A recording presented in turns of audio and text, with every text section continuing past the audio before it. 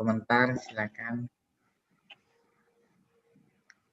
Jadi intinya yang saya dapatkan Bisyarah itu adalah spoiler bagi umat Islam yang harus kita jadikan bagian dari keimanan kita karena merupakan janji dan ketetapan dari Allah. Mau tanya boleh? Ya silakan. Ya, kalau tadi itu kan bisyarah yang ada itu kan di zaman Rasulullah ya. Kalau dikaitkan dengan saat ini tuh gimana ya? Maksudnya apa ada mungkin di dalam Al-Quran itu yang bisa kita jadikan spoiler versi kita lah, gitu. Itu aja. Terima kasih. Maksudnya berkaitan dengan Ya kejadian kalau itu kan ketika perang Khandaq kan kalau yang tadi dibahas itu kan bisyarah untuk perang Khandaq gitu ya. Jadi pasukan Rasulullah itu kan semangat karena dikasih kayak kisi-kisi lah ya. Maksudnya apa yang akan terjadi gitu kan ya. Ya. Kalau yang saya tangkap seperti itu, betul atau enggak ya? Betul. Nah kalau untuk kita saat ini itu bagaimana? Ya, jadi mungkin memang tadi bahasan bisaroh, sebagian bisaroh ya sebenarnya, sebagian bisaroh. Karena mungkin sudah banyak ya bahasan atau artikel-artikel atau bahasan di kajian-kajian tentang spoiler-spoiler itu. Jadi sebenarnya banyak. Dan itu banyak yang belum terjadi. Ya contoh kayak Roma aja kan belum. Jadi walaupun kalau ya mungkin kalau sekarang mikirnya kayaknya wah ekstrim juga nih. Kok nanti Roma ditaklukkan ya bahwa memang itulah itu ininya ya, itu spoilernya, itu bisarohnya. Karena memang ada bisaro-bisaro lain bahwa nanti dikatakan akan ada pemimpin yang membagi-bagikan hartanya ya. Jadi Khalifah yang bagian hartanya ke seluruh rakyatnya sehingga rakyatnya itu benar-benar sejahtera. Gitu. Dan itu belum kejadian.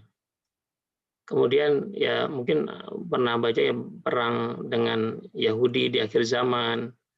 Nanti batu akan bicara, memberitahu bahwa di belakang saya ada Yahudi. Kemudian bisaroh yang lainnya tentang bahwa nanti agama Islam itu, syiar Islam itu akan sampai ke semua pintu. Jadi semua pintu, maksudnya semua pintu rumah. Bukan artinya bukan artinya semua akan menjadi muslim, bukan, tapi maksudnya bahwa akan sampai ke seluruh pintu, ke seluruh dunia dakwah Islam itu. Dan itulah yang sebenarnya juga menjadi spoiler kita, menjadi bisyarah kita, semangat kita bahwa kenapa nih umat Islam sekarang ini seperti ini. Umat Islam saat ini dengan janji Allah bahwa kuntum khairu ummah urijat linnas, bahwa kalian adalah umat terbaik yang dikeluarkan dari manusia, tapi kok sekarang umat Islam itu enggak seperti itu. Jadi yang salah apanya nih? Yang salah Al-Qur'annya apa manusianya kan gitu. Ya kita yakin bahwa yang salah pasti bukan Al-Qur'annya kan. Jadi ada yang harus kita perbaiki, bagaimana umat Islam kembali menjadi umat terbaik, karena umat Islam juga pernah menjadi umat terbaik. Bahwa umat Islam pernah menjadi barometer, menjadi acuan dunia saat itu, karena memang kemajuannya yang memang diakui oleh dunia Barat. Mungkin banyak ya buku-buku pengakuan Barat dan sebagainya, bagaimana memang iptek itu di sains dan iptek itu dikembangkan di masa kemasan Islam. Mungkin itu ya, wallahu a'lam.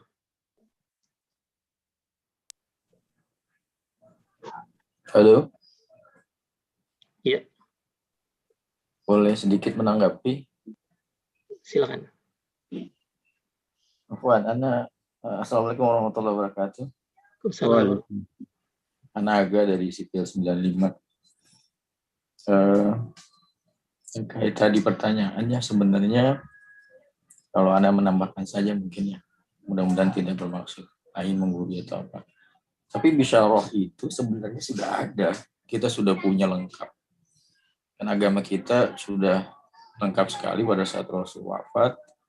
Sudah dinyatakan bahwa kita sudah punya bisyarah semuanya sebenarnya. Itu Quran dan Sunnah.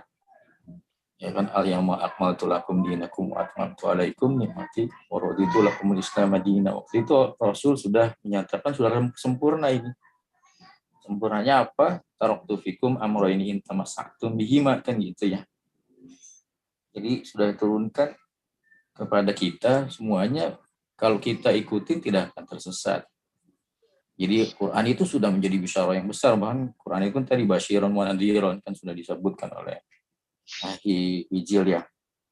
Jadi kalau ditanya apa bisyarah kita selama hidup ini, sisa dulu zaman masih ada Rasul. Sekarang nggak ada Rasul, gimana bisyarahnya? Ya tentu saja Quran. Yang jadi masa Quran dan hadis ya. Hadis itu kan banyak sekali, kita harus bersandar dan harus teliti kalau lihat hadis. Pasti cari yang sahih dan sorry. Tapi kalau terkait dengan yang namanya masalahnya adalah di zaman sekarang seperti relasi yang dikatakan Wijil tadi, manusia itu terutama kaum beriman sekarang, kaum muslim tidak yakin sama yang namanya Qurannya, tidak yakin sama yang namanya hadisnya. Yang terjadi kan polemik-polemik seperti itu. Ada orang Islam mempertawakan yang namanya Rasul ada hadis bahwa yang namanya kencing onta itu obat. Tapi mungkin sebagian dari kita nggak yakin. Perlu bertahun-tahun untuk membuktikan bahwa empirisnya memang seperti itu nantinya. Tapi kalau kita yang beriman, yakin. Gitu.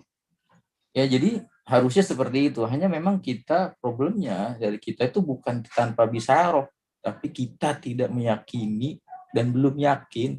Mungkin ya, mudah-mudahan belum yakin saja terhadap apa yang disampaikan oleh Allah dan Rasulnya. Seperti itu kalau menurut saya. Ya, betapa banyak sekarang orang-orang yang tahu kok di Al-Quran, baca Al-Quran, mungkin kalau sekarang ada terjemah, kalau tidak bisa bahasa Arab, bisa terjemah, bisa lihat. Ya, Allah bilang yamhakur riba wa yurbis shadaqah. Ya kan? Allah akan menghancurkan riba dan menyuburkan sedekah. Tapi kita pasti masih percaya sama riba. Kalau kita isi buka dompet ATM kita mungkin masih riba semua. Gitu. Tabungan-tabungan kita masih riba. Kenapa? Kita nggak yakin nih, masa bisa sih menjalankan Al-Quran ini perintahnya Allah di tengah sulitnya kita terjepit di mana-mana gitu seperti ini. Nah, itu yang sebenarnya kita belum yakin. Jadi bukan tidak ada bisyarah kalau menurut pendapat saya, seperti yang saya sampaikan, kita sudah dirambui. Allah itu sudah demikian bijak, maha mulia, memuliakan manusianya. Kan tidak ada lagi petunjuk yang turun, berarti tinggal Quran dan Sunnah. Itu sudah benar-benar harus kita jalankan. Kalau ada masalah kita cross check ke Quran, kita ada masalah cross check ke Sunnah. Sudahkah kita seperti itu? Kan belum. Kita kalau ini ke orang pintar lah kita anggap.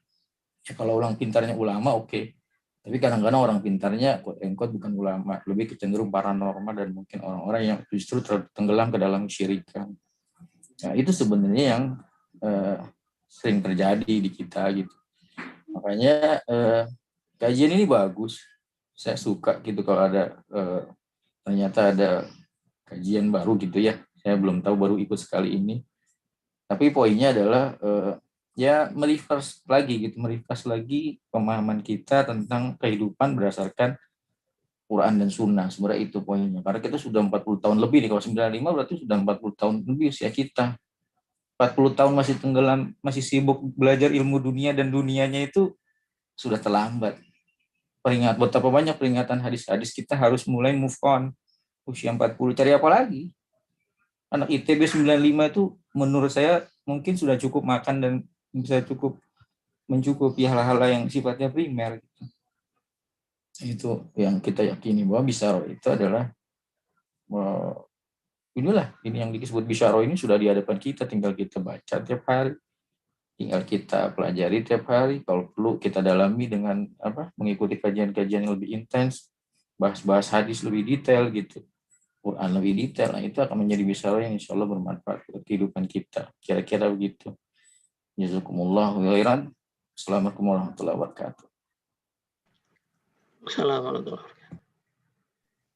Ya, syukran Kang Aga atas tambahannya. Ya, betul sekali ya bahwa tujuan saya sebenarnya memang untuk menyampaikan materi ini betul tadi bahwa kita bangun pada keyakinan kita pada apa yang telah diturunkan oleh Allah dan Rasul-Nya berupa panduan hukum syariah kita. Jadi dari sini betul sekali tadi bahwa memang menjadi PR kita bahwa dengan keyakinan kita itu maka tentunya nanti pembahasan lanjutan yang diharapkan nanti mungkin dari Ustadz di sini yang mungkin saya bisa mendapatkan ilmunya nanti bagaimana membahas tentang hukum syariah. Jadi kita tahu sekarang memang kita masih sistem ekonomi riba, segala macam hal yang terkait dengan sistem moneter kita dan sebagainya itu yang menjadi PR bahwa betul bahwa kita harus tadi kembali bahwa Allah telah menurunkan hukum-hukum syara yang wajib kita yakini dan kita imani dan kita jalankan. Gitu. Silakan kembalikan ke moderator. Ya, makasih Kang Aga, masukannya bagus sekali di pendengarannya. Bukan hanya sejarah sirah-sirah yang sudah diinfokan ke Rasulullah, tapi juga ilmu pengetahuan segala macam petunjuk-petunjuk yang sebenarnya bisa kita pakai juga ya, kita aplikasikan.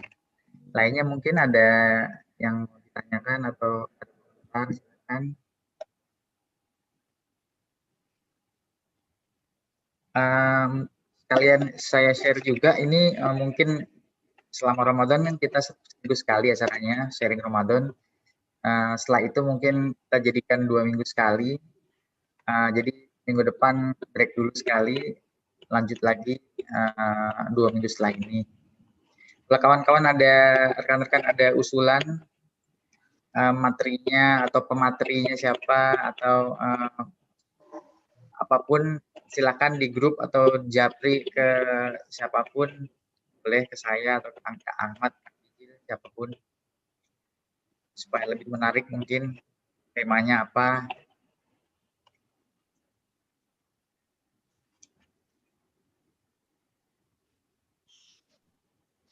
Assalamualaikum. Waalaikumsalam. Boleh usulan? Boleh usulan? Kang Ahmad? Ya, saya Susi, kayak kimia 95. Ya. Mungkin ini saya baru 2 kali ya, karena kemarin saya tidak ikut karena sore hari ya. Kalau sore hari ibu-ibu di rumah tuh repot. Ya, jadwalnya ya. Jadwalnya ya. Mungkin ini kegiatan yang bagus. Saya harap bisa lebih rutin gitu, dan mudah-mudahan ke depan bukan hanya ini saja, tapi ada kajian-kajian khusus muslimah begitu ya, supaya nanti mungkin bisa menyasar kepada muslimah di ITB 95 itu sendiri, karena ada hal yang urgent gitu. Satu, pertama muslimah itu kan sebagai madrasatul ula ya, yang memang kita harus berubah nih cara mendidik, bagaimana bersikap sebagai orang tua, sebagai ibu-ibu anak-anak yang memang karakteristik anak-anak itu sendiri sekarang sudah berubah. Itu kan perlu kita bekali gitu ya kan. Mungkin bisa digandeng narasumber-narasumber yang memang bergerak di keparentingan itu, atau bagaimana sih menjadi diri muslimah yang bisa membersamai anak-anak kita survive nanti di masa depannya, yang kita nggak tahu ke depan itu seperti apa kondisinya. Karena kalau bukannya mengistimewakan muslimah itu sendiri sih, memang ada beberapa kajian yang memang khusus dibekali untuk para ibu gitu kan. Seperti itu ke depan ada kajian khusus muslimah yang membahas bagaimana mendidik anak-anak menjadi istri, menjadi anak perempuan, menjadi ibu, dan menjadi saudara perempuan. Itu kan perlu ilmunya juga ya, nggak gampang gitu ya. Karena besarnya bangsa suksesnya keluarga itu dari perempuan, begitu. Usulan saya seperti itu, Kang Lukman. Siap, Terima kasih. dicatat, Assalamualaikum dicatat. warahmatullahi wabarakatuh. Waalaikumsalam warahmatullahi wabarakatuh.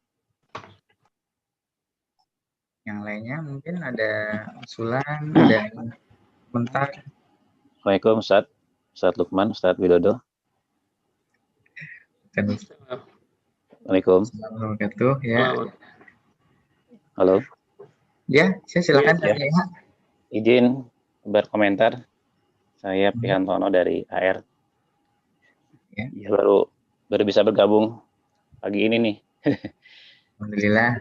Setelah dikomporin oleh Hendeu. Emang jadwalnya juga 3 pekan terakhir ini ya bentrok dengan kegiatan yang lain ya. Jadi baru bisa bergabung pagi ini. Tema yang menarik ya tadi disampaikan oleh Ustadz Widodo terkait dengan spoiler kehidupan. Yang pada prinsipnya sih kalau menurut saya dalil-dalil terkait spoiler ini kan sebetulnya meyakinkan kita bahwa umat ini adalah umat yang visioner begitu ya. Seharusnya begitu. Umat yang visioner yang tadi salah satu bukti historisnya yang ditunjukkan oleh para sahabat ketika perang Khandaq, dan saat itu diindikasikan ada 2 kota besar yang akan ditaklukkan oleh umat ini begitu ya. Salah satunya sudah terbukti oleh Al-Fatih dan pasukannya. Kemudian sekarang ya tinggal umat berikutnya nih termasuk kita untuk membuktikan bahwa Roma itu bisa ditaklukkan. Terlepas dari bagaimana penaklukan itu gitu ya. Apakah sama persis seperti sebelumnya melalui penaklukan berdarah-darah begitu ya. Penaklukan fisik begitu atau penaklukan dalam arti yang lain, apakah penaklukan peradaban, penaklukan pemikiran dan sebagainya gitu ya. Nah, yang sedikit menarik adalah saya lupa ya waktu itu sejarawan siapa yang mengatakan kalaulah Al-Fatih itu tidak ditakdirkan sakit begitu ya. Sebetulnya Eropa itu sudah menjadi negeri muslim. Artinya langsung pada saat itu pasukan Al-Fatih itu sudah bergerak menuju Roma. Gitu ya. Kalau tidak salah 2 bulan setelah Konstantinopel ditaklukkan begitu ya. Tapi qadarullah Al-Fatih kemudian sakit dan meninggal gitu ya. Jadi sejarawan pun sebetulnya sejarawan Nasrani kalau tidak salah ini mencermati begitu ya. Mencermati superioritas dari Al-Fatih ini gitu sampai pada kesimpulan bahwa kalaulah Al-Fatih saat itu tidak ditakdirkan sakit sampai dengan meninggal, maka sebetulnya negeri-negeri di Eropa saat ini sudah menjadi negeri muslim gitu ya. Jadi profil dari Al-Fatih ini sedemikian superioritasnya sehingga sejarawan non muslim pun sampai pada kesimpulan seperti itu. Nah, yang menjadi PR bagi kita sebetulnya kita jangan sampai terjebak dengan romantisme masa lalu ya. Kita punya zaman keemasan, kita punya pasukan yang hebat begitu ya. Kemudian kita terlena begitu. Nah, yang menjadi PR sekarang ini adalah dengan satu obsesi yang belum tertunaikan begitu ya. Katakanlah penaklukan Roma, bagaimana kita menyiapkan umat visioner ini menjadi umat yang terbaik minimal ya menyamailah dengan kualifikasi yang dimiliki oleh Al-Fatih dan pasukannya begitu ya. Ini yang perlu mungkin kita mencermati dan menganalisis parameter ini ya. Itu tugas kita lah katakanlah gitu ya. Kenapa sih Al-Fatih itu bisa sukses begitu ya. Nah, mungkin dengan anasir-anasir atau unsur-unsur yang dimiliki oleh Al-Fatih dan pasukannya ini kita coba untuk ya kita capai lah begitu ya. Nah, baru ketika capaian ini minimal setara dengan yang sudah dimiliki oleh Al-Fatih, ya kita bisa semakin percaya diri untuk berbicara mengenai peradaban dan penaklukannya.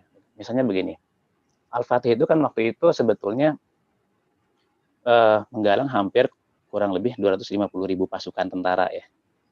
Dengan populasi dunia saat itu sebetulnya kalau dibuat rasionya saat ini itu kurang lebih 3,5 juta tentara. 3,5 juta tentara reguler di luar tentara paramiliter ya. Nah, ini sekarang pun tidak ada negara superpower seperti Amerika sekalipun yang bisa mengerahkan tentara reguler sebanyak itu, 3,5 juta. Amerika itu 2,5 juta ya, tentara regulernya ya. Jadi belum bisa dicapai oleh pasukan sekarang sekalipun, superpower sekalipun. Dan itu tentaranya beragam. 250.000 tentara Al-Fatih yang mengepung Konstantin itu beragam latar belakangnya.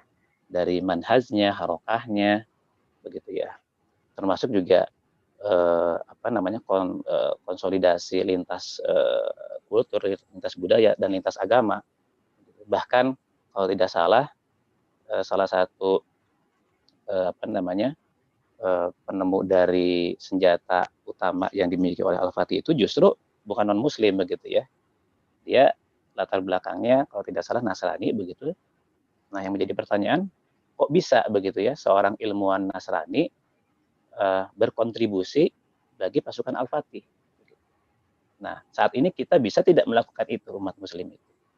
Mengkonsolidasi seluruh sumber daya, termasuk sumber daya non-Muslim sekalipun, untuk berjalan beriringan dengan visi yang dimiliki oleh umat ini. Nah, kalau sekarang kita masih terjebak dengan hal-hal yang sifatnya furu'iyah begitu ya, berselisih pendapat, bahkan di internal Muslim sekalipun, ya nampaknya PR kita masih banyak nih, Ustaz. Begitu ya, untuk konsolidasi internal umat, kemudian untuk konsolidasi sumber daya lintas umat. Jadi ya berkaca dari itu sebetulnya ya PR kita masih banyak. Belum lagi kalau misalnya kita bicara profil dari Al-Fatih begitu ya, yang sudah hafiz di usia remaja, kemudian sejak balik tidak pernah tertinggal itu sholat tahajudnya begitu ya. Kemudian ya seperti halnya kualifikasi ulama zaman dulu yang merangkap sebagai umaro ya, ulama sekaligus umaro, tahu ilmu dunia, tahu ilmu akhirat, kemudian segala ilmu dikuasai, ya geografinya, ya sastranya begitu ya, sehingga semua keilmuan itu terangkum dalam mengiringi, mengawal keputusan-keputusan, termasuk keputusan taktis di lapangan begitu ya. Saat misalnya kapan harus menyeberangkan 70 kapal melewati bukit begitu ya, itu juga kan sebetulnya bukan tanpa perhitungan begitu ya, dan itu diinstruksikan kepada pasukannya spontanitas saat itu tanpa kegaduhan, tanpa ada penolakan dari personil prajuritnya gitu ya. Nah, kalau kita kadang kan ada instruksi dari ulama umaro masih rame gitu ya. Tidak sami'na wa ata'na gitu kan, dia terlepas dari seperti apa ulama dan umaro yang memberi instruksi itu gitu. Kalau dulu ya sudah seiring sejalan antara Al-Fatih dengan pasukan. Belum lagi kita kupas misalnya bagaimana kualifikasi dari pasukan khususnya ya,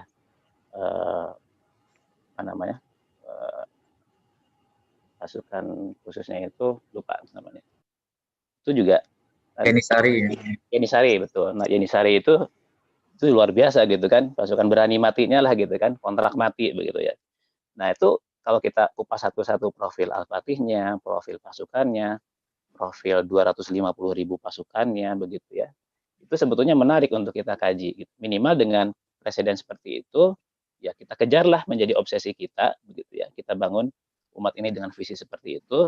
Nah, disitulah insya Allah sebetulnya masa penaklukan peradaban berikutnya itu ya tinggal menunggu konsolidasi dari ulama dan umaro gitu Ustaz. Ya, jadi mungkin ya catatan yang bisa Ana share dengan tema kali ini adalah bagaimana Rasulullah yang sudah membangun umat yang visioner ini, kita sebagai ya umat di akhir zaman ini katakanlah ya tidak terjebak dengan romantisme masa lalu, ya tidak terjebak dengan kejayaan para sahabat dan para tabiin, tetapi justru bagaimana kita bisa menganalisis ya dengan parameter yang terukur, yang rasional begitu ya, agar minimal capaian-capaian yang presidennya sudah ada minimal dari Al-Fatih dan pasukan itu ya bisa kita kejar lah. Kalaulah kualifikasi 60 para sahabat dan Rasulullah itu agak susah gitu ya kita kejar gitu ya, dan nggak mungkin begitu ya, minimal tabiinnya lah, tabiinnya Al-Fatih dan pasukannya itu aja kita kejar begitu ya. Mungkin itu Ustadz Widodo dan Ustadz Lukman share yang bisa Anda sampaikan. Terima kasih. Assalamualaikum warahmatullahi wabarakatuh. Waalaikumsalam. Selamat. Ya, menarik sekali detail-detailnya juga. Terima kasih Kang Iha. Ya, sama-sama Pak. Yang lainnya mungkin. Alhamdulillah, nanti udah banyak nih calon pengisi berikutnya. Iya nih. Sharing saja ya, sharing. Bisa jadi sharing juga nanti, sharing sirah mungkin nanti Kang Iha.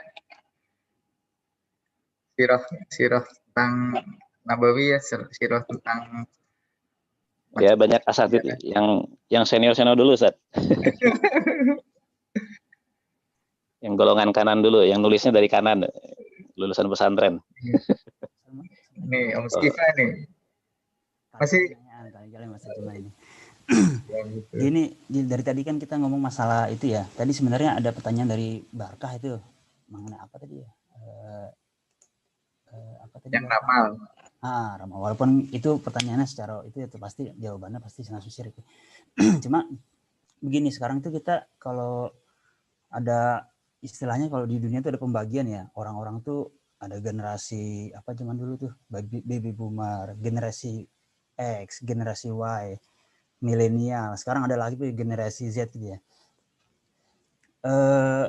Terus kita juga dari dulu belajar, ada apakah belajar ya, mungkin kita tahu lah, atau mungkin sering di TV ada ramalan bintang, sio, dan sebenarnya bisa dari situ ada misalnya sekarang kadang-kadang ada yang suka ngasih itu apa ya, bukan ramal sih ya, apa namanya,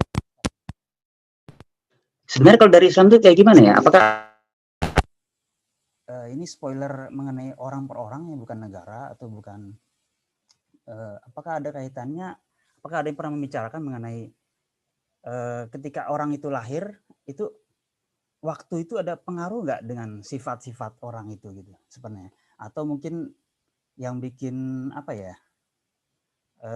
sehingga diprediksi gitu yang kayak gitu. Walaupun sih sebenarnya kita nggak perlu ketengah ramal, tapi kadang-kadang kita sendiri kayak diramal gitu ya, atau bukan ramal sih sebenarnya, kayak diprediksi lah gitu ya. Ngerti nggak Mas Jajal? Jadi sekarang tuh namanya kayak Bazi gitu ya, dia bisa prediksi, kalian lahir tanggal sekian, mungkin ada prediksinya beberapa tahun lagi kan kalian akan sekian gitu ya. Saya juga dengarnya juga agak bingung, tapi apakah pernah ada pembicaraan atau mungkin hadis atau mungkin pembicaraan sahabat atau apapun yang mengenai kondisi kayak gini gitu, apakah ada pengaruhnya ketika kita lahir kapan, tanggalnya kapan gitu, dengan apa namanya, dengan kehidupan kita gitu. Mungkin gitu ya, makasih. Iya, Kang Skifa. Tadi Kang Barkah, pertanyaannya sama ya, Wawan nggak lihat tadi. Ya, jadi terkait dengan pertanyaan tentang bagaimana spoiler dari tukang ramal ya, mungkin singkatnya seperti itu ya. Apakah memang ada atau mungkin bisa dipercaya. Jadi yang saya pahami, mungkin nanti silakan jika ada tambahan dari yang lain, dari ustadz-ustadz sekalian. Jadi yang disebut dengan spoiler tadi, makanya kita menyebut dengan spoiler itu adalah sesuatu yang disampaikan oleh pihak yang memiliki otoritas. Peringatan itu atau berita itu dari pihak yang memiliki otoritas. Jadi kalau tadi contohnya kemacetan di jalan tol, itu yang ngasih tahu ya jasa marga yang tahu jalan itu dari ujung sampai ujung. Jadi yang di depan kita yang kita nggak tahu, dia tahu itu. Nah, itulah yang dikatakan memang orang yang memiliki otoritas, dia memang tahu. Nah, bagaimana dengan pembahasan tadi yang di Saroh, ya karena memang yang ngasih tahu kita yang punya jalan cerita itu, yang punya jalan cerita yang itu mendesain semua cerita. Makanya kita percaya karena memang dari situ asalnya. Dan pada saat tadi kita menyebutkan orang yang memprediksi, ya sebutannya juga makanya prediksi, bukan ini ya, jadi prediksi itu perkiraan kayak tadi ya. Kalau misalkan Jasa Marga bilangnya perkiraan di kilometer 26 akan macet, perkiraan nih, bukan peringatan. Karena perkiraan itu bisa benar bisa salah, namanya perkiraan. Tapi kalau dia peringatan tadi, memang dia punya pihak yang memiliki otoritas, ya udah diingetin karena memang benar ini. Nah, begitu juga gambarnya tadi ketika Allah memberikan peringatan bahwa nanti di akhirat seperti ini, orang akan menyesal kalau sebelumnya dia tidak beriman padahal sudah dengan bukti-bukti yang jelas dan sebagainya. Nah, itu yang dikatakan bahwa mana spoiler atau bisyarah yang memang kita bisa yakini. Jadi kalau berdasarkan tadi ya, mungkin ada pengetahuan orang yang bisa mempelajari dan sebagainya. Kalau dari saya pribadi yang saya pahami, kita kembalikan kepada apa yang telah Allah dan Rasul-Nya ajarkan kepada kita terkait dengan bagaimana kita, apa yang bisa kita yakini, apa yang kita bisa percaya, dan mana yang tidak. Karena kita sudah diingatkan bahwa kita tidak boleh mempercayai tukang ramal, karena memang dasarnya bahwa itu memang tidak sesuai dengan hukum syariat. Dan mungkin ada bahasan lain yang mungkin pernah dengar bagaimana memang dulu tukang-tukang ramal itu memang mendapatkan informasi-informasi dari langit yang kemudian ditutup, dan setelah itu tidak ada. Itu mungkin bahasan lain lagi. Tapi bagaimana tadi kembali bahwa kita meyakini spoiler atau bisyarah yang memang jelas bahwa itu dari Allah dan Rasul-Nya melalui tadi dalil-dalil yang sahih. Demikian Allah. Afwan, nambahin sedikit Ustaz. Mangga. Itu teman saya itu Rizky Faller itu. Semoga beliau sehat selalu, diberkahi. Mantap, Pak. Tadi terkait itu ya, sebenarnya saya pribadi dengan beberapa teman membahas terkait itu, bersumber dari beberapa asatidz dan juga para fatwa-fatwa ulama terkait itulah ya, ulama kibar gitu ya. Jadi kalau terkait ada beberapa bedanya sedikit. Dulu yang ditanyakan itu gimana kalau yang sampelnya adalah feng shui, atau di dalam arsitek kan biasa tuh feng shui ya. Jadi kalau bikin bangunan madepnya ke sono begini. Nah, di dalam hal tabiat terkait ilmu yang berdasarkan riset, misalkan bangun pintu jangan searah. Kenapa? Karena udaranya nggak baik begini-begini, aliran udaranya itu jika dibuktikan secara empirik itu bukan spoiler, itu sifatnya empirik ya, ilmu gitu. Tapi terkait itu yang feng shui. Tapi ada feng shui juga yang terkait dengan yang namanya ini saya lahirnya di api kayu misalnya atau apa gitu, saya nggak ngomong itu. Terus nggak boleh nih menghadap sini gitu. Nah, itu tidak empiris gitu. Itu sifatnya ya cuma kebiasaan orang, pendapat seorang yang ngarang feng shui itu untuk dibenarkan dijadikan patokan. Tapi ada mungkin bagian-bagian dari yang itu menjadi suatu ilmu gitu loh. Jendela misalkan harus bukanya di bawah baru di atas ada bukaan lagi. Itu bagus untuk sirkulasi udara karena dia berdasarkan iptek ilmu gitu yang bisa dibuktikan secara empirik. Tapi kalau terkait yang ramalan bintang sudah dinyatakan. Kalau nanti kita akan membenarkan itu bahwa ada orang yang bagus dilahirkan di ini gitu ya, terus berpengaruh kepada takdirnya segala macam. Nanti akan ada hujah di hari kiamat. Loh, kenapa nasib saya buruk? Habis lahirnya di tahun ini, di tanggal ini, di bawah bintang anu, gitu. Itu tidak pernah disampaikan, dan bahkan Rasul melarang itu. Yang demikian itu bukan golongan kami jika yang beranggapan sial atau membenarkan orang-orang yang beranggapan sial seperti itu. Di dalam hadisnya, saya lupa hadis riwayat Muslim kalau nggak salah, itu bisa dicek ya, bahwa bukan golongan kami yang orang membenarkan apa-apa yang menjadi ramalan gitu. Jadi sifat yang ramalan terkait bintang-bintang yang sebutnya bazi itu sudah hampir seluruh ulama dari yang terdahulu, semua mazhab yang pernah saya baca, ya mudah-mudahan kalau ada salah saya boleh dikoreksi, baik dari mazhab Abu Hanifah sampai terakhir Hambali gitu ya, itu tidak pernah membolehkan atau membenarkan terkait yang namanya lamaran bintang, sio, zodiak, atau kita lahir hari apa. Bahkan sudah dijelaskan, kita zaman kebiasaan Arab saja, zaman Rasul itu namanya ada tatoyur. Tatoyur itu kebiasaan orang Arab itu melepas burung kalau mau pergi. Kalau belok kanan berarti dia boleh lanjutkan. Kalau belok kiri itu nggak boleh kita pergi, nggak boleh safar. Itu kebiasaan orang Quraisy itu. Maka Nabi melarang melakukan orang-orang yang tatoyur. Bahkan dikatakan bagian dari kemusyrikan. Nah itu sama halnya kalau kita mempercayai zodiak. Wah hari ini gue apes ya, minggu depan aja deh gue perginya. Minggu depan kayaknya zodiak namanya cakep nih, bisa safar gitu. Jadi hal-hal yang seperti ini tidak dibolehkan dan itu tergolong syirik. Bahkan di hadis riwayat Muslim yang lain, kalau nggak salah juga boleh dicek nanti dicari. Kalau di internet saya nggak terlalu hafal, maaf.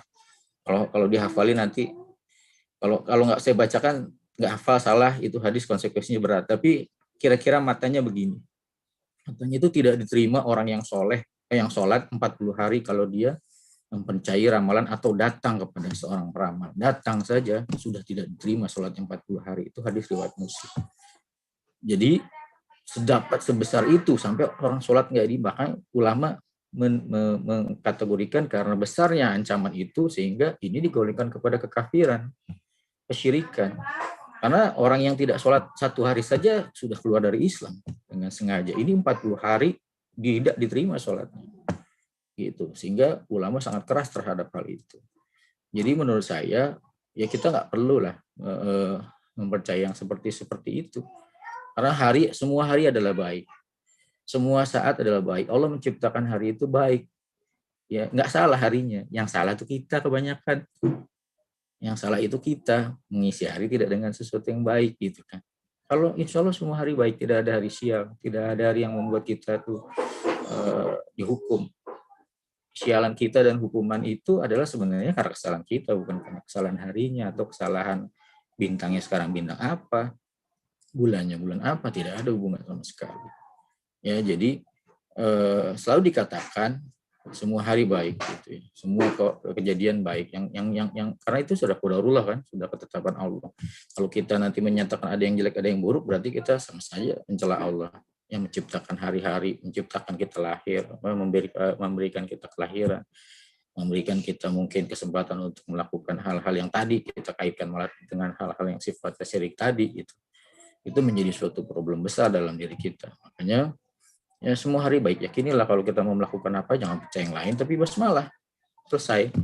Ya kalau selesai mengerjakan alhamdulillah, itu selesai itu yang tentunya syariat seperti itu. Tidak ada ketentuan terkait hal-hal lain yang bisa menjadikan kita malah terjebak kepada syirik, terjebak kepada kesyirikan. Kira-kira itu.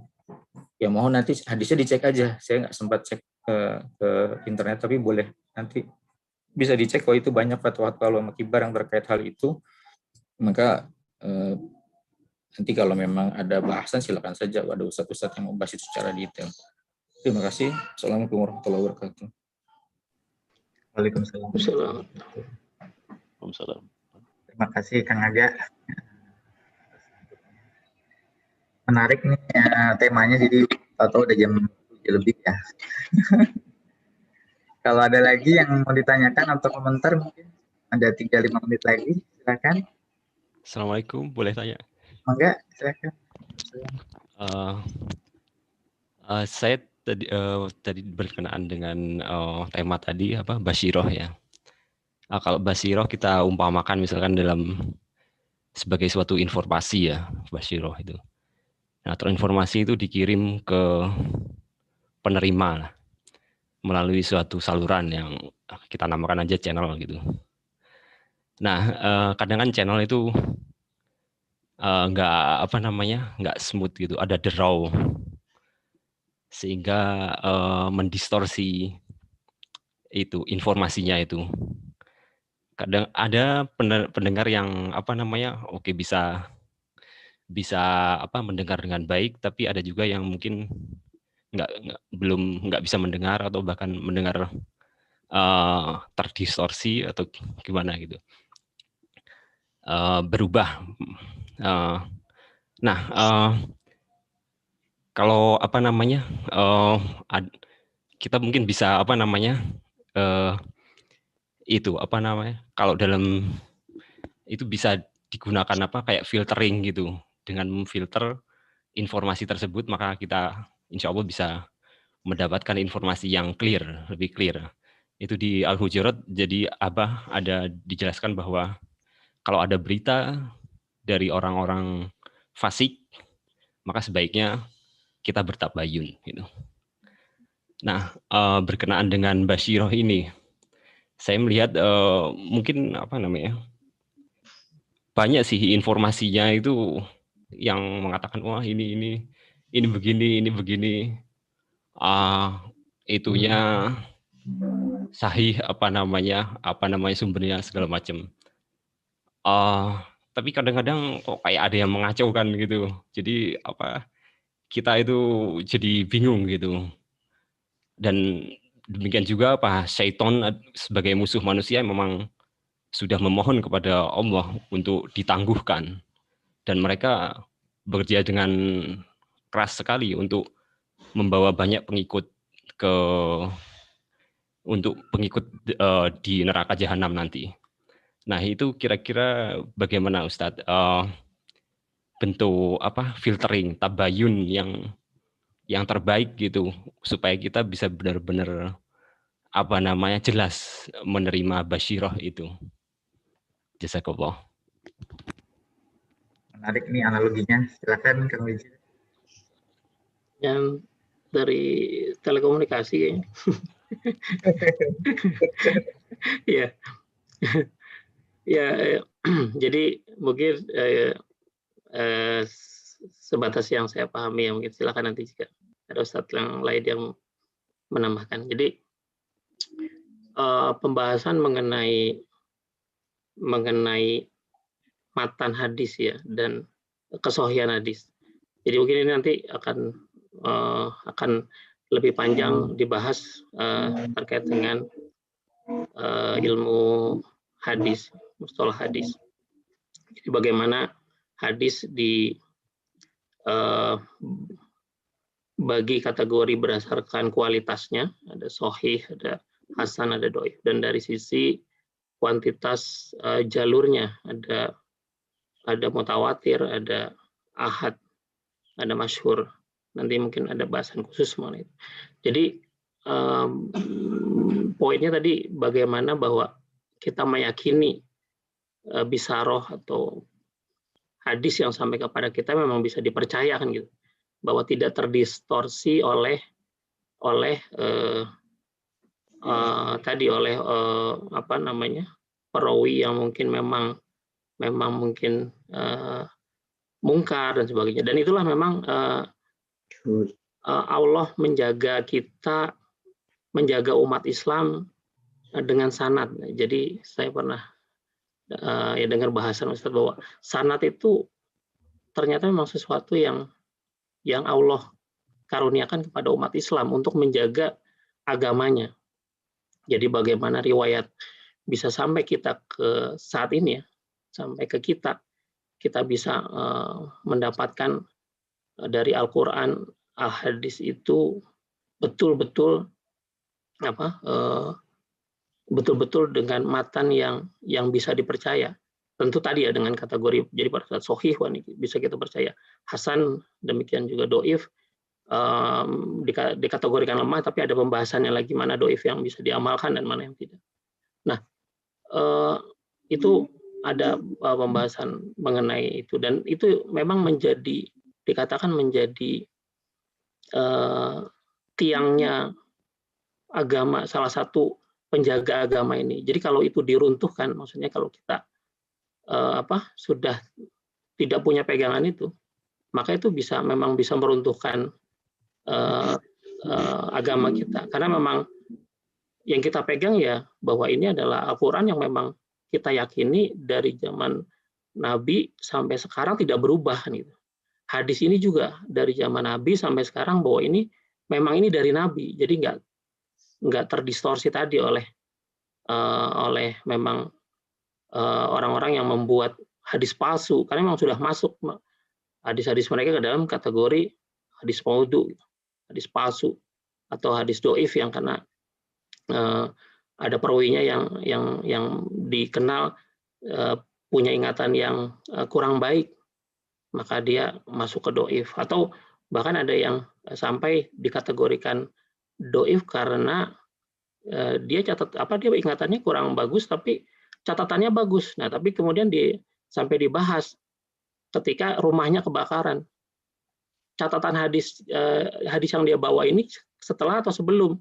Kalau setelah rumahnya kebakaran itu perlu itu jadi doif karena dia memang lemah ingatannya. Tapi kalau sebelum kebakaran itu kuat karena dia catatannya dia mencatat semua. Nah, itu sampai seperti itu ilmu pembahasan hadis. Makanya kita bisa sampai ke tangan kita saat ini kitab-kitab hadis yang bisa kita jadikan pegangan tadi dalam pembahasan-pembahasan hukum-hukum fikih dan lain-lain. Mungkin itu dari saya. Terima kasih Kang Wijil. Sudah jam 7.15. Kalau ada pertanyaan lagi mungkin bisa disampaikan di grup barangkali ya. Lagi mungkin Ustaz, maaf Afwan. Enggak, sedikit koreksi aja masalah istilah ya tadi. Saya agak nyangkut nih karena ada perbedaan antara spoiler, basyiroh dan nas. Yang kita bahas itu tadi, maaf, yang saya sampaikan juga, misalkan Quran dan Sunnah itu sebutnya sebenarnya lebih ke dalam bahasa kita, istilahnya kalau saya tadi bahas terkait dengan namanya hadis, maka lebih cocok kalau kita sebut sumbernya itu sebagai nas, karena nas itu kan memang jelas sumbernya ya. Kalau basyiroh memang bisa saja belum tentu jadi nas, karena basyiroh bisa diberikan kepada orang-orang juga gitu kan ya. Orang-orang ulama yang mungkin tidak bukan kadarnya tidak bisa merawikan hadis, atau bahkan dia bukan rasul tapi juga tidak bisa memberikan asar karena dia bukan sahabat, maka itu masih bisa. Mungkin kayak Imam Syafi'i, imam-imam besar itu punya basyiroh ya, dia bisa melihat. Bahkan Imam Ahmad tahu dia akan dipenjara, sehingga tadi kan dia tidak pernah menyesali, tidak pernah marah terkait itu gitu. Tapi mungkin kita dudukan kalau yang contoh-contoh tadi sebenarnya bukan spoiler. Kalau kita anggap Al-Quran istilahnya spoiler, kok kita agak sedikit, saya sendiri agak jadi malu gitu ya. Al-Quran saya dibilang spoiler gitu, hadis saya dibilang spoiler, enggak. Sebenarnya itu istilah, walaupun istilahnya kekinian, tapi mungkin kalau kita orang beriman menempatkannya Quran dan hadis itu ya nas. Itu adalah sumber yang terpercaya selama ada catatannya, tulisannya, dan itu tadi dibuktikan secara yang Ustaz bahas, itu tingkatannya untuk ilmu fikih terkait amaliyah harus paling kurang hasan atau bagus lagi kalau sahih, dan seterusnya. Kalau untuk yang lain-lain doif, misalkan tadi sudah dibahas sudah sedikit. Kalau doif kan boleh asal sifatnya bukan amaliyah tetapi dia motivasi, itu boleh, atau tidak ditemukan hadis lain terkait suatu hal yang hasan dan sahih, itu boleh juga dengan beberapa ketentuan lain, misal 2 atau 3, nanti mungkin bisa dibahas detail. Tapi poinnya adalah mungkin kalau saya pribadi gitu ya, dan memberikan kepada tadi pembicaraan kita, agak ngeri saya menyebut Quran itu spoiler. Agak ngeri, saya khawatir saya terjebak kepada melecehkan atau apa. Jadi kalau mungkin ya sifatnya itu boleh secara informasi, istilah seperti itu. Tapi mungkin kalau Quran dan hadis mungkin sifatnya, apalagi tadi kan nyontohnya Ustadz Wijil mengutip ayat-ayat Al-Quran. Jadi itu kan sebenarnya bukan spoiler. Itu adalah nas kalau versi kita dari segi syar'i gitu ya. Itu nas. Jadi itu catatan yang tertulis dan yang proven, dan memang tadi inna nahnu nazzalna wa inna lahu lahafizun kan gitu ya. Allah yang jaga nih, Allah udah turunin, Allah yang jaga gitu. Pasti gimana caranya, ada hafiz dan lain-lain, itu adalah teknisnya. Tapi Allah saja menjaga itu dari yang ketercampuran antara pendapat manusia. Jadi mungkin sebaiknya setelah bahasan ini kita tidak menganggap Al-Quran itu spoiler atau hadis itu spoiler. Itu adalah nas yang harus kita yakini benar. Kemudian yang lain ya boleh gitu kan, seperti ya kalau secara umum boleh, tapi hati-hati juga dalam dalam menganggap itu seperti kan spoiler tadi ada definisi dari Cambridge itu menyatakan bisa jadi buruk gitu kan informasinya ya. Bisa jadi tidak dikehendaki, sementara Quran dan hadis harusnya ya dikehendaki gitu loh, oleh umat Islam dikehendaki. Itu kira-kira cuma itu saja. Saya mohon izin untuk live juga habis ini, ada kegiatan lain. Terima kasih. Assalamualaikum warahmatullahi wabarakatuh. Waalaikumsalam. Iya mungkin terima kasih mungkin pandangannya. Jadi ya sebenarnya bukan menyamakan ya bahwa artinya disebut yang Al-Quran dan Nas itu dengan istilah spoiler, sebenarnya bahwa ini bahasa kita menyampaikan. Jadi ya itu sih saya kembalikan ke masing-masing. Tapi bukan sama sekali artinya bukan menyamakan. Silakan kalau Ya, terima kasih Kang Wijil atas klarifikasinya. Kang Wijil bisa ditutup dengan doa barangkali ya. Silakan Kang Wijil. Baik, kita tutup acara ini dengan doa. Mudah-mudahan majelis ini barokah sebagai bekal kita nanti di akhirat. Insyaallah. Bismillahirrahmanirrahim. Allahumma lana wa liwalidina warhamhuma kama rabbayana shighara. Allahumma lana wa liwalidina warhamhuma kama rabbayana shighara. Allahumma lana wa liwalidina warhamhuma kama rabbayana shighara. Rabbana zalamna anfusana wa illam taghfir lana wa tarhamna lanakunanna minal khasirin. Rabbana la tuzigh qulubana ba'da idh hadaytana wa hab lana min ladunka rahmah innaka antal wahhab. Rabbana atina fid dunya hasanah wa fil akhirati hasanah wa qina adzabannar. Subhanaka rabbika rabbil izzati amma yasifun wa salamun alal mursalin walhamdulillahi rabbil alamin.